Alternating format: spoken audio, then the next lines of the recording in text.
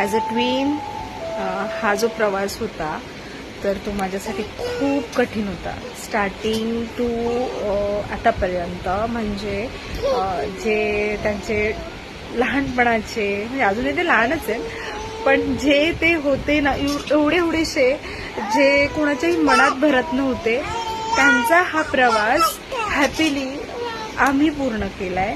आणि अजूनही मला ते फार चॅलेंजिंग आहे पण तरीसुद्धा मी होपफुली तुम्हा सर्वांच्या ब्लेसिंग्सनी हा प्रवास खूप चांगल्या पद्धतीने सक्सेसफुली पार केला आहे.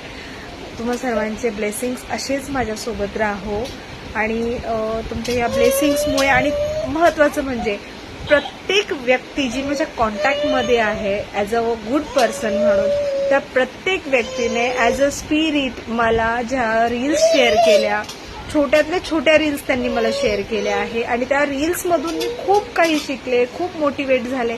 त्या शेअर करणाऱ्या सगळ्या माझ्या फ्रेंड्सना माझ्याकडून खूप सारे धन्यवाद. आणि सर्वजण मला बोलतात की म्हणजे तू हा एकटी प्रवास कसा पार करतीये किंवा तू कसा पार केला. तर मला सर्वांना एकच सांगायचं आहे की तुम्ही सर्व होते, तुमच्या सर्व काही मोटिवेटेड गोष्टी मला तुम्ही शेअर करत राहिलात. मी सांगू शकत नाही ॲक्च्युली काय खाऊ घालायचं याच्या सुद्धा मला रील्स शेअर केल्यात माझ्या फ्रेंड्सनी. तर म्हणजे मी सांगू नाही शकत. मला तुम्हा सर्वांची खूप हेल्प झाली आहे आणि तुमच्या या हेल्पमुळे मी माझ्या बाळांना सांभाळू शकले. अशीच हेल्प तुम्ही अप्रत्यक्षरित्या पण प्रत्यक्षपणे देत राहा हीच माझी तुमच्याकडनं अपेक्षा असेल. माझ्या बाळांना तुम्हा सर्वांकडून खूप सारे आशीर्वाद हवेत आणि मलाही तुमच्याकडून खूप सारे आशीर्वाद हवेत की मी यापुढे देखील माझ्या बाळांना खूप छान पद्धतीने सांभाळू शकेल. थँक्यू.